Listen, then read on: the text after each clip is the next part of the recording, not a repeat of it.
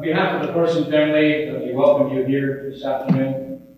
We gathered to honor the memory of Russ. What are we going to remember? What are you going to remember? I can only speak for myself at this point, but 4 things come to mind. One of which is his sense of humor. If you've got the program, look at the picture. Doesn't that smile say it all?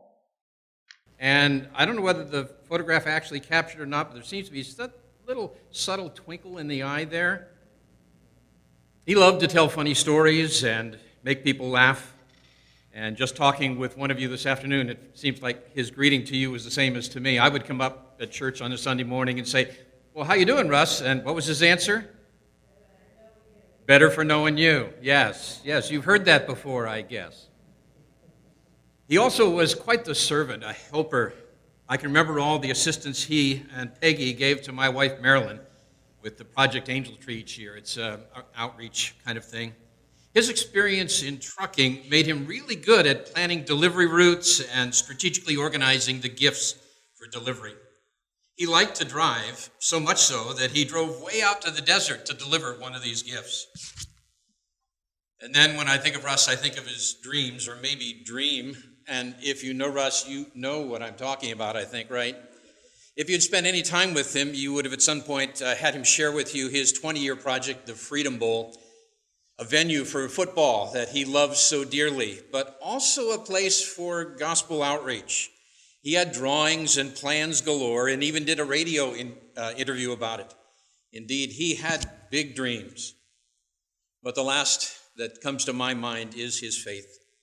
It really was the fundamental factor for him. Though his plans of going into pastoral ministry changed, Russ worked for a mission organization in Canada for a while, and he faithfully served the Lord whatever he did, working as a leader in the church that he was currently attending. One way he liked expressing his faith was to attend hymn sings, and there's one near Yucaipa that he and Peggy used to go to. So we're going to be singing a number of hymns today, some of his favorites. Russ was a man who would not want us to be overcome with a sense of loss, so this is also a time to share comfort with each other, but also to bask in the comfort that only God can give. Please join me in prayer as we begin. Father, as we remember Russ this afternoon, we want to thank you for sharing him with us and for what he contributed to each of our lives. We pray that you will be with us and comfort us in all that we do here this afternoon. May we bring glory to you. In Jesus' name, amen. Now, if you'll follow along in the program there, if you have a part, just come up when it's your turn, okay?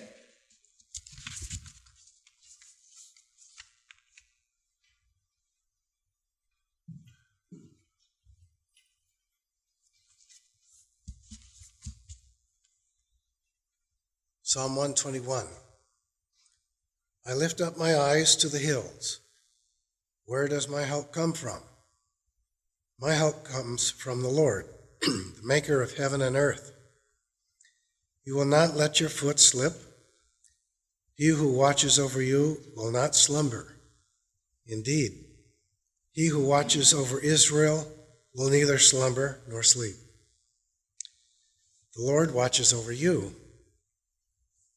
The Lord is your shade at your right hand. The sun will not harm you by day, nor the moon by night. The Lord will keep you from all harm. He will watch over your life. The Lord will watch over your coming and going, both now and forevermore.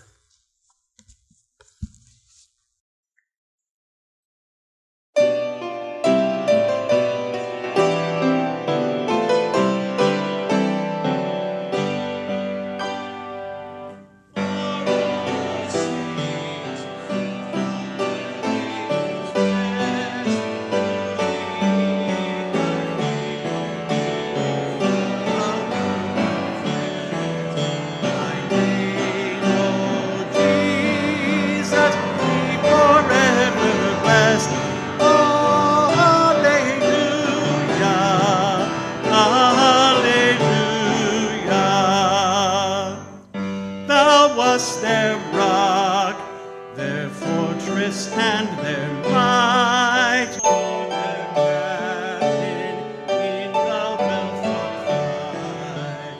Thou in the darkness spread their one true light. Hallelujah, hallelujah. But all their days came more glorious day. The saints triumphant, rising bright array.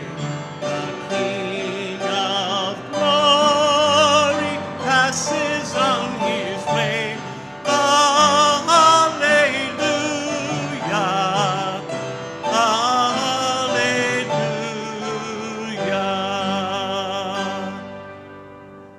You may be seated. You heard just a few of my memories, but I'm thinking that some of you have a much longer acquaintance than I did with Russ. Now is your time to share some of those, paying tribute to him. Rehearsing these memories can prove very comforting, so we invite you to share yours. Come on up and speak. Russ Thorson was the kind of man you would want as your friend.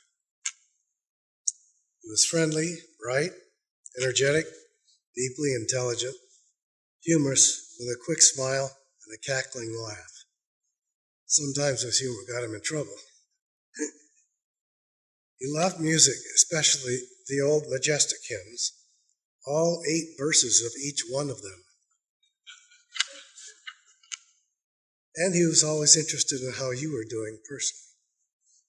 He had a great sense of and appreciation for history. On paper, Russ planned a super stadium/historical monument complex in which everything referred to America's history and its founding principles. But Russ, like the rest of us, had a need. Now, in the business world, the principle is find a need and fill it. His need was reconciliation to God, because he knew his sin separated him from God. He would agree that we're all sinners and separated from God and need reconciliation to God. Romans 3:23 says, all have sinned and fall short of the glory of God. Now, since we're all sinners, we all qualify for reconciliation to God. Now, how is this done? Russ would tell you, repent, turn from your sin to God, and ask him to save you from the slavery of sin, from death and hell. This is the hope we all have before God, because we'll be adopted into his forever family to glorify God and enjoy him forever if we truly acknowledge Jesus Christ as our Savior. The gospel was the center of his life. He worshiped the Lord and wanted others to know Christ, his loving Savior. Russ was interested in the welfare of his friends. In fact, as a young Christian, in my first year of college, he would invite me for a brief personal Bible study before classes started in the mornings. Russ played matchmaker for me and the girl who would later become my wife. He played matchmaker for Ken and Joanne Taylor as well. We miss Russ greatly, but we know he's beholding Jesus and worshiping him in supreme joy. The last conversation that I had with Russ was discussing how long we've known each other. And I think we concluded it was about 13 years. And I want to share Proverbs 11:25 that says, the generous will prosper, and those who refresh others will themselves be refreshed. It's already been mentioned how great a sense of humor he had. And just spending time with Russ, you felt refreshed because he always had a funny story. And, you know, I was referred to him and Peggy to come and work there. But those of you that knew Russ, immediately after you met him, you became his friend. He became your friend. And him and Peggy were always very generous with me. I couldn't leave there without eating lunch. If I went there, you're going to sit down and eat lunch. And, you know, we shared more time talking afterwards than I actually did work most of the time. And sometimes he'd call me over, I think just to talk. He was a great guy. I was very saddened to hear of his passing, but, he was a great Christian. That's the center of our conversation. That's what it was, the Bible and stories of different ministries, different things that we did. And I am going to miss him. I cared for Russ very much. So I just want to thank everybody that came out on his behalf, because he was a friend to anyone that met him. So thank you guys for coming, okay? I appreciate you guys. Hello, my name is Charles Schultz, known to Russ as Chuck. I was Russ's supervisor at ABF Freight. Russ was always considerate, kind, hardworking, dedicated Christian man. Our customers always loved him in his presence, and many times requested him, knowing that the job was done in a timely and efficient manner. Safety was a priority, and he took great pride in his driving, in the safety to the public. And all aspects of the logistics operation, safety standards, he was the best. He was definitely a great example to all as a Christian, family man, and an employee. Russ shared the extraordinary vision of the National Freedom Bowl, a dream that he had, as mentioned earlier. The attack of freedom brought the American people together at one time, he quoted to me. From an event to the next, the National Freedom Bowl at All American Park will bring together, and time again, united to the end of time. When 9/11 went down, 3 words came up: God bless America. That's what he would tell me. Russ constantly kept me updated on his project and was so excited when he launched his website in 2018. He was a patriot and believed in uniting the people together. Like so many of us, we came to this country for freedom and a better life. Let's not forget this. Russ has reminded me to value our freedom. I shared stories with him of my parents' struggle, who survived the Japanese and German occupation camps, and how proud they were to come to this great country. I told him about my mother, who was a pianist and has also studied at the conservatory in The Hague and took formal lessons from Thijs van der Pas. He spoke of his son Timothy and how they moved to Canada for his studies, and was always shared with me when Timothy would be in town and invited me to his recitals, which brought me so much joy and good memories. Russ was very thoughtful. Such a proud father, husband, and Christian. I will miss him and keep his spirit with me forever.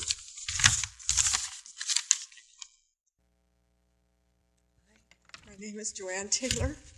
I didn't know I was going to come up here today, but we all love Russ. And sort of like with my parents, you couldn't think of one without the other, so it's so natural to say Russ and Peggy. I was figuring out the other day how long I have known them. I went down to San Diego State from San Bernardino to go to San Diego State, and I met Russ and Peggy there. Actually, I think I met Peggy before because she was my college roommate. And I was new, and I was a brand new Christian. And Russ had just come from Urbana 64. And so I know that I got there in January 65. So I figured out I'd known them for 57 years. The college career group was called Chi Sigma, and we went on a picnic to Presidio Park, and I was so new to San Diego. I was always saying, where's that? They La Mesa, and they point different places. But Russ called me over and he said, hey, Joanne, come over here. There's somebody else here from Colorado. And that's how I was introduced to my husband, Ken. And Russ was just so good. He would, when my husband got back, well, he wasn't my husband. When Ken got back from Vietnam, he was a pretty sad man. And Russ would pick him up and bring him to, he was still in the Navy, and he'd pick him up at Miramar Naval Air Station. It was naval then, not Marine, and bring him to the church and to the Chi Sigma. And Russ told me he did everything to make Ken laugh. And he always felt like it was a victory if he could get him to get out of his somber mood. And I was thinking, I told some of the other Chi Sigma people, not very often did I see people I knew at San Diego State, because at that time there was 26,000. I don't know how many more thousand there are now, but sometimes on Thursdays there was like a 2-hour period where there were no classes. And sometimes I would be in the cafeteria. And I was there once with Russ and Jim Van Meter, who later went on to be a missionary, and different people that we knew. And I really wasn't paying very much attention. I usually didn't spend very much there because I didn't have a lot of money to eat anything, so I was probably concentrating on my meager amount. Anyway, all of a sudden, Russ was sort of standing up, and he was kind of doing a he. And Jim Van Meter was checking his sandwich because he had bitten into it. And I happened to be watching him, and he bit into it, and he went, and then he took another bite, and then he opened it up, and there were pages from the Aztec, the school paper, in there. And Russ had gotten into his brown bag lunch and put layers of paper in his sandwich. And Jim was so disgusted with him, he threw it away. And when somebody said he had that cackle, he really did. But, they went away and everything, but we kept in contact with them, very dear to us.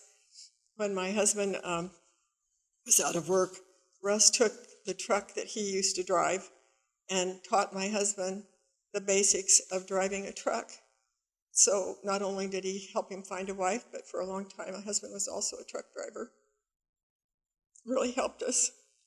And one time when we really just didn't have any money, they paid our rent. And the reason we knew is because we were renting from Jim Van Meter's parents, and he knew that we would figure it out. So he had to tell us. He didn't want to tell us that it was he, but he knew we'd figure it out anyway.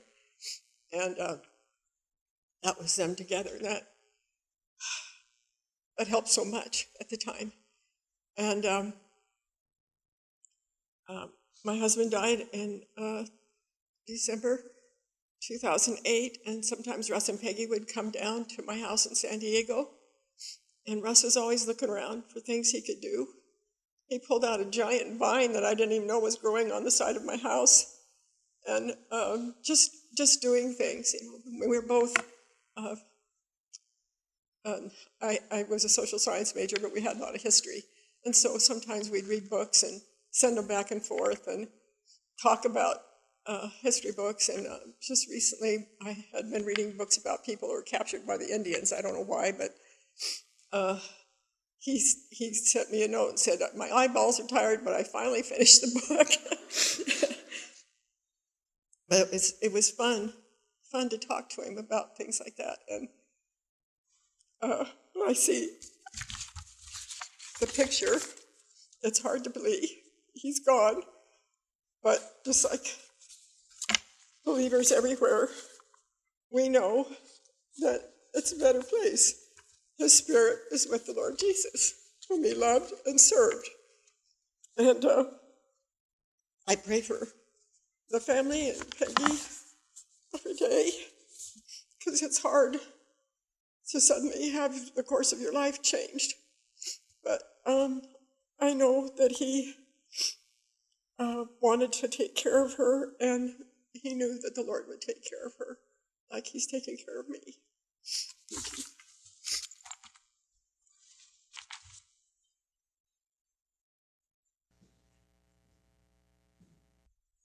I feel like the new guy on the block here.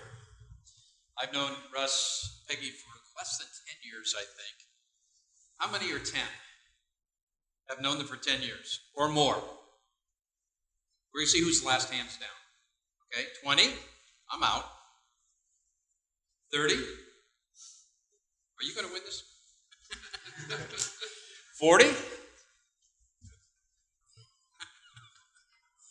50, I heard some of you say you've known them for 50. Is there any 60 here? Okay. There's probably a lot more stories. Anybody else? We've got a few more minutes anyway, if you want to share something. Good. I'm thinking you can share those stories over at the reception after we finish here. Next up is the scripture reading. Whoever has that one.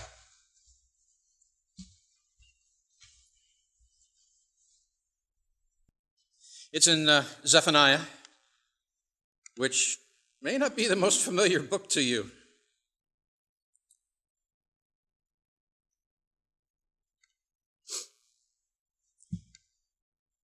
It goes, "Shout aloud, O daughter of Zion. Shout, O Israel. Rejoice and exult with all your heart, a daughter of Jerusalem. The Lord has taken away the judgments against you. He has cleared away your enemies. The King of Israel, the Lord, is in your midst. You shall never again fear evil. On that day it shall be said to Jerusalem, fear not, O Zion. Let not your hands grow weak." And then we come to the verse which is printed on the front of the program there. "The Lord your God is in your midst, a mighty one who will save. He will rejoice over you with gladness. He will quiet you with his love. He will exult over you with loud singing. I will gather those of you who mourn for the festival, that you will no longer suffer reproach. Behold, at that time I will deal with all your oppressors. I will save the lame and gather the outcast. I will change their shame into praise and renown in all the earth. At that time I will bring you in, at that time when I gather you together, for I will make you renowned and praised among all the peoples of the earth, when I restore your fortunes before your eyes, says the Lord." We have another hymn next. Bob, will you come?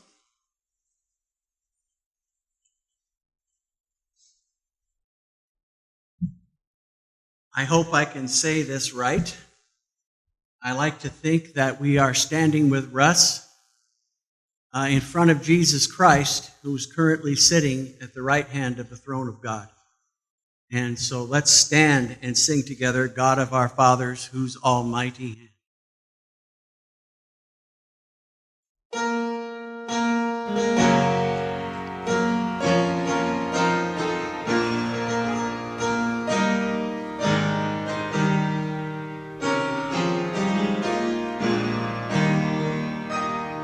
God of our fathers, whose almighty hand leads forth in beauty all the starry band of shining worlds in splendor through the skies, our grateful songs before thy throne arise.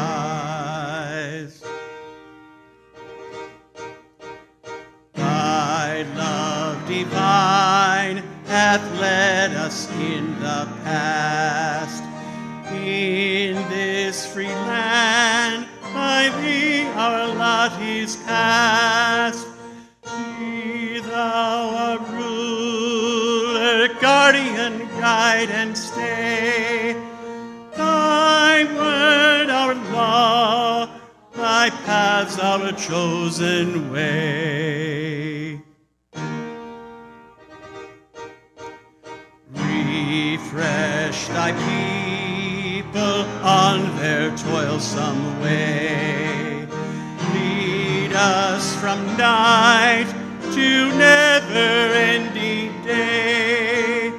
Fill all our lives with love and grace divine, and glory, laud, and praise be ever thine. Amen. You may be seated.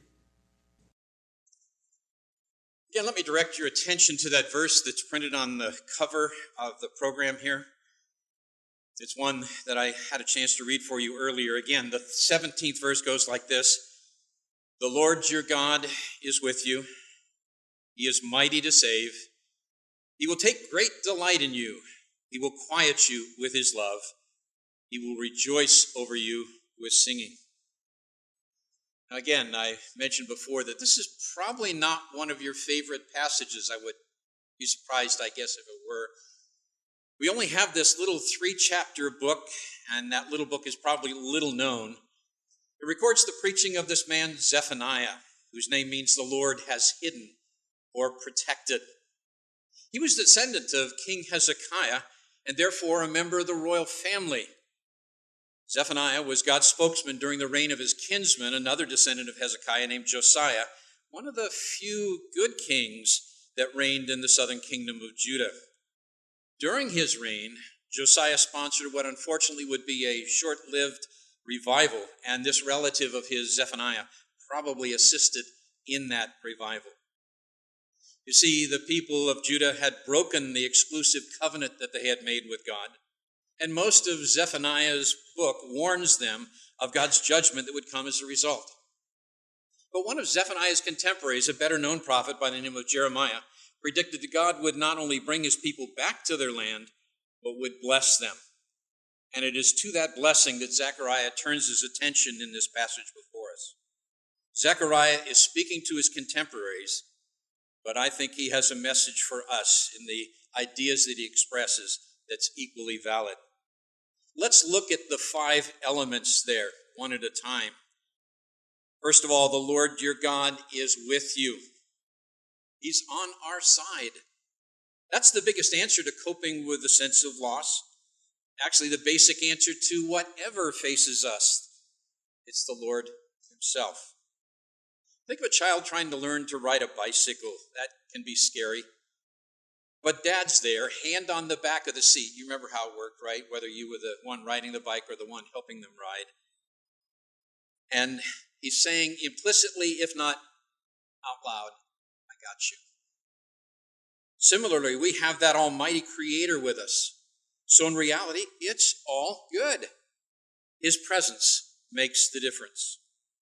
But as we contemplate the future without Russ, maybe we don't feel that way. Maybe there's a sense of fear. What are we going to do without him?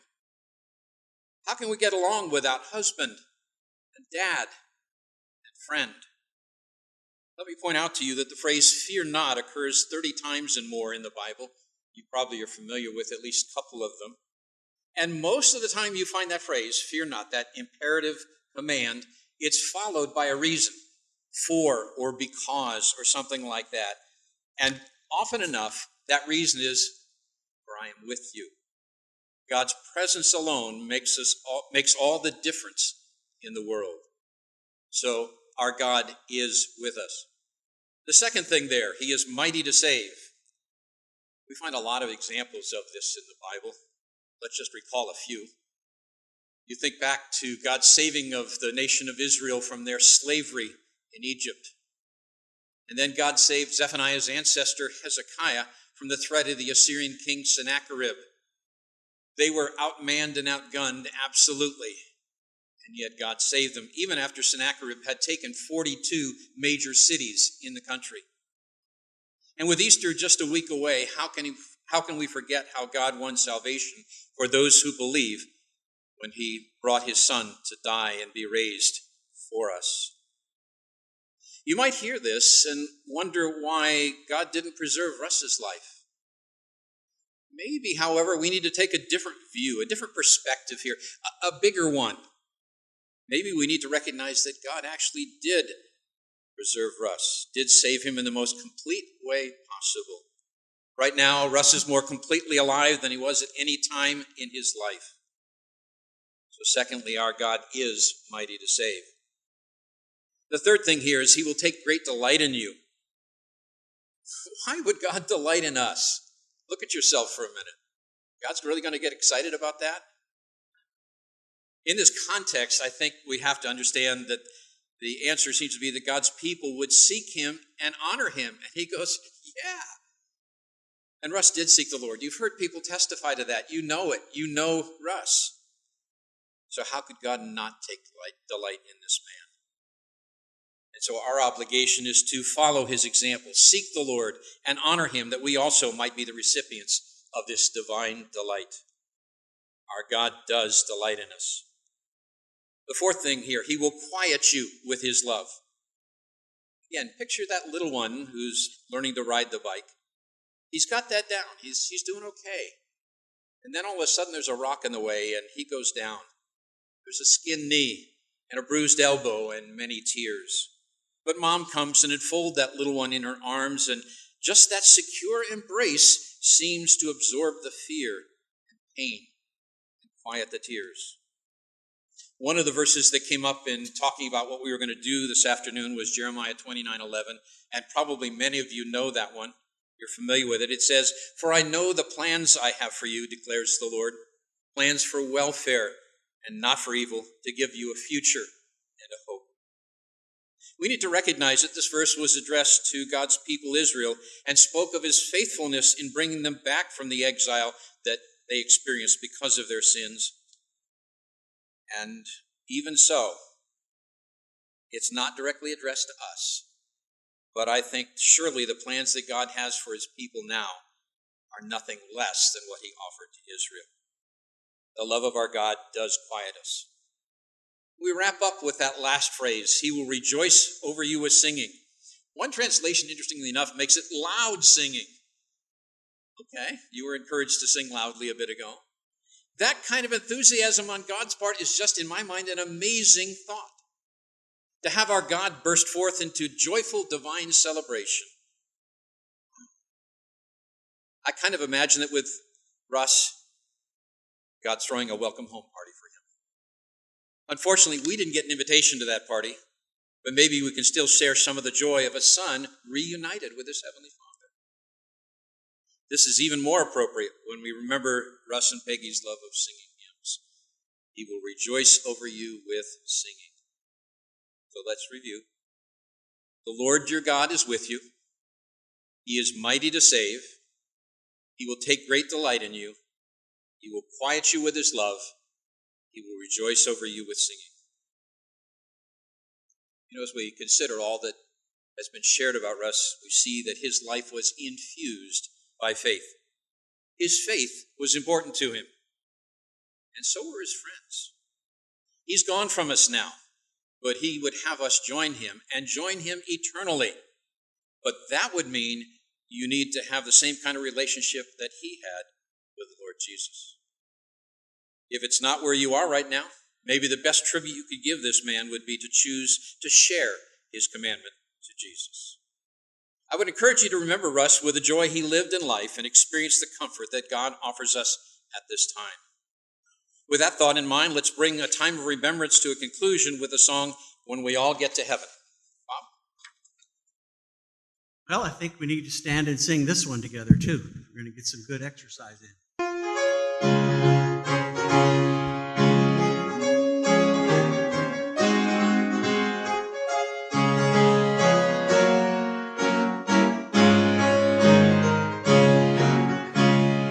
Sing the wondrous love of Jesus, sing his mercy and his grace. In the mansions bright and blessed, he'll prepare for us a place. When we all get to heaven, what a day of rejoicing that will be. When we all see Jesus, we'll sing and shout the victory. While we walk the pilgrim pathway, clouds will overspread the sky. But when traveling days are over, not a shadow, not a sigh. When we all get to heaven, what a day of rejoicing that will be. When we all see Jesus, we'll sing and shout the victory. Let us then be true and faithful, trusting, serving every day. Just one glimpse of Him in glory will the toils of life repay. When we all get to heaven, what a day of rejoicing that will be. When we all see Jesus, we'll sing and shout the victory. Onward toward the prize before us, soon His mercy will behold. Soon the pearly gates will open, we shall tread the streets of gold. When we all get to heaven, what a day of rejoicing that will be. When we all see Jesus, we'll sing and shout the victory. Amen. We just had a slight dispute what's first, the song or when I talk. I would prefer her to sing first, so here's a Norwegian song by Edvard Grieg. Thorson, as you know, or as you may not know, is a Scandinavian name, in this case Norwegian, so there's a connection.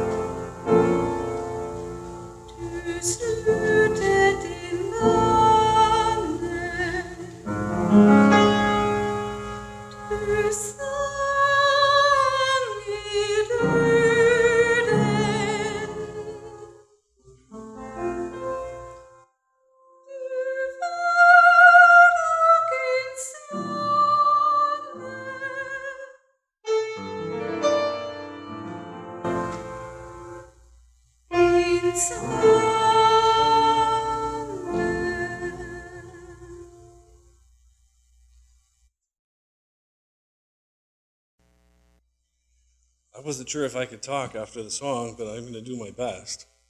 For those of you who don't know me, I'm the prodigal son in Berlin, Tim Thorson. In Germany, people have time for 3 syllables, so I'm Timothy there. Here I'm Tim.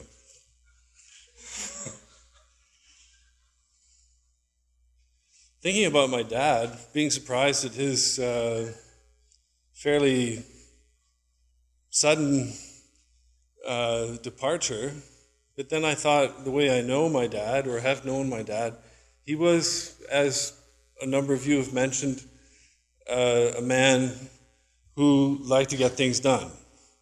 And being of 100% Norwegian heritage, there's no need to talk about these things over much. And so the fact that he now has gone and moved on to a much finer plane, I think it suits his character. Upon reflection, I wasn't too surprised. I tried to think for myself, what were some main aspects of my dad's personality that impacted me, influenced me. The first thing that came to mind, and these are related terms, fierce and enthusiastic. I think these are subsidiary characteristics of a passionate person. It's sometimes hard to admit how much he gave me, but it was a lot. And one of those things was the permission to be absolutely freaking out, enthusiastic about something. And if it was one of my favorite things growing up was after being at church on a Sunday, 3 hours in the morning and then another hour and a half in the evening, we'd come home and everybody was kind of wiped out, long day. And what would Dad do? This is back in Toronto. I was, 7 or 8. And crank up the gramophone or the record player and put on Tchaikovsky's Piano Concerto No. 1. And Herbert Carrion conducting Berlin Philharmonic. And a Russian pianist, Lazar Berman, playing, and crank it, bum, bum, bum, bum, bum, bum, bum, bum. Mom in the kitchen, good mom, making delicious cinnamon toast, and we're marching around, bum, bum, bum, bum, bum, bum, bum, bum, bum. And I remember one time when I don't know, maybe it was maybe a year later, I was 8, and I wanted to be like the conductor. And I'd already started piano, but I certainly couldn't play anything like that. But I thought I could do the beat. I'd seen my dad conduct singing in San Diego at the church, Mission Valley Chapel. I thought, yeah, I'm the conductor. And so everybody was outside or away, and I cranked up the record player and tilted over the rocker and stood on the back of the rocker. They were just wooden pegs. I thought, oh, this is good. And I started jumping around, and then one of them. But there was a cushion in front of it, and it was kind of like a broken pencil. I stuck it back together and put the cushion over it. So I'll conduct from the ground and won't say anything. It took a couple of weeks before somebody leaned back too far in the middle and, oh, what happened here? It's broken. It was a few years later. I think I'd already gone to college, and I told that story.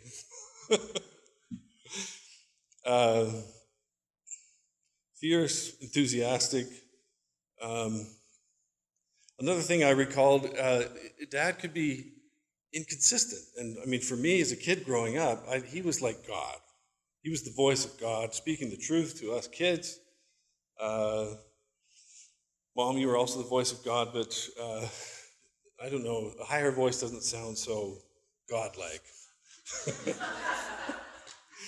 But he would say something with such conviction. What I recall a moving experience, and you could also say he was flexible. If new evidence came up, then he could change his mind. That's fine. When it came time for me to leave home, I was 18, graduated from Poly here up the street, and during the summer, I was practicing the organ up at First Baptist. Sorry, wrong Baptist church, but up on Alessandro, learning the pipe organ. And before it was time to go to Arizona State, where I was fortunate to get a scholarship, he gave me, I think, what he thought was the talk he should give as the dad to his eldest son who's now leaving home. He said, okay, son, he walked into my bedroom, closed the door, and he had this sort of pallbearer's look in his eye. And I knew, okay, either it's going to be, we're going to have fisticuffs or he's going to tell me something serious. And he told me something serious. He said, "You're on your own. We've paid for your clothing and your food up till now, but now you're going away to college and you're going to take care of yourself." And I kind of looked like a deer in the headlights. "Okay, Dad? Yeah, okay. Okay." I thought, I guess I'm supposed to be a man now? Well, I'm not sure. Anyways, I went off to college, managed to get a student loan, and 2 years later, I came back from being in Paris a half a year studying, and penniless. And so what does Dad do? I said, "Well, I think we might be able to get a loan for you, and so you can continue your studies at ASU." I said, "Wow, really, Dad?" And so that was also Russ.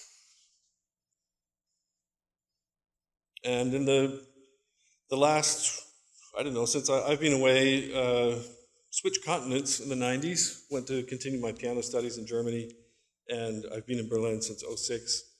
And it's given me time and space to reflect on how much we have in common and how much he gave me. And for me, it starts in my ear. I have his voice. I used to pick up the phone at home and I say, "Hello?" And people say, "Russ." "This isn't Russ, this is Tim." "Oh, okay, all right." So if I want to hear my dad, I just open up my mouth. Which is, I don't know, a little disturbing sometimes, but anyways. I'm very thankful that he was my male model, and we wrestled a lot in spirit. When I was a kid, he tickled me a lot and wouldn't stop.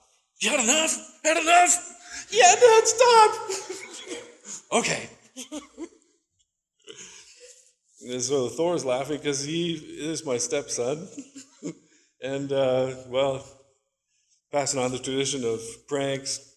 We waking up in the morning, my brother and I and my dad had put shaving cream on our faces before we woke up. And we were like, "Oh, what's going on?" He's in the corner. We did the same thing to Thor, and he was just a little bit.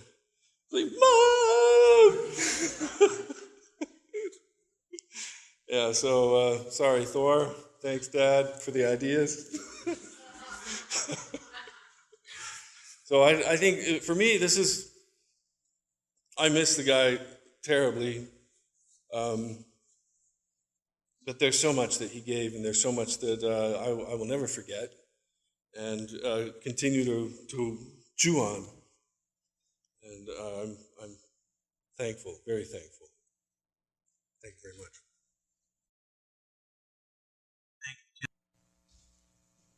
Thank you, Tim, for that very nice look into Russ's life. It's the inside view. The inside view, yes. Let's all stand and sing our closing hymn together. "Be Still My Soul." And then one thing, it's not in the program, but I'll play a postlude that's based on this hymn, or the other way around. The hymn's based on music. You'll enjoy it. I hope so.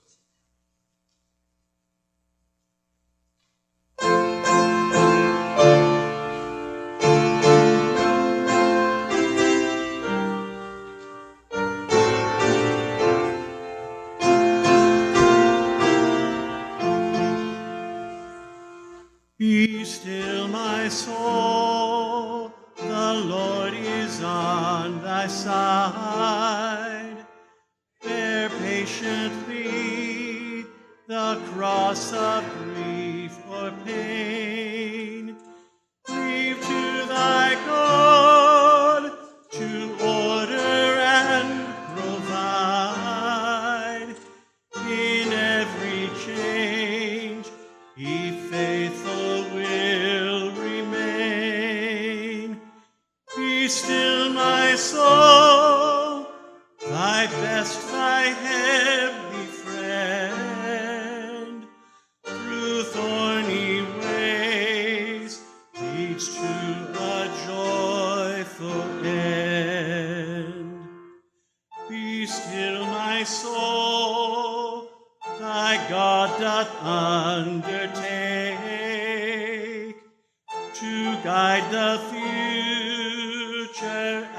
he has the past. I hope thy confidence let nothing shake. All now mysterious shall be bright at last. Be still, my soul, the waves and winds still know his voice who ruled them while he dwelt below. Let's hear the last verse. Be still, my soul, the hour is hastening on, when we shall be forever with the Lord. When disappointment, grief, and fear are gone, sorrow forgot, love's purest joys restore. Be still, my soul, when change and tears are past. All safe and blessed, we shall meet at last.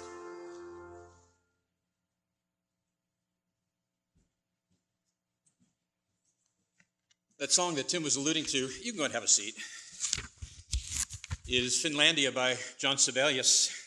It's not Norwegian, but it's close geographically. Is that good enough? Sibelius tries to, in this tone poem, picture the birth pangs of a country coming into being, and you hear these raucous, cacophonous chords at the beginning of it, and then a little diminuendo, and out pops this beautiful melody you just sang. It's amazing. Let me pray for us to wrap up. Father, we thank you for the time you gave us with Russ. We thank you for the example he left us of following hard after you. As we remember him, bring us joy through tears, help us to learn from his example, and give us peace. We pray this in the name of our Savior, Jesus Christ. Amen. And if you want to stick around for the song, we'll be over next in the fellowship hall for some refreshments.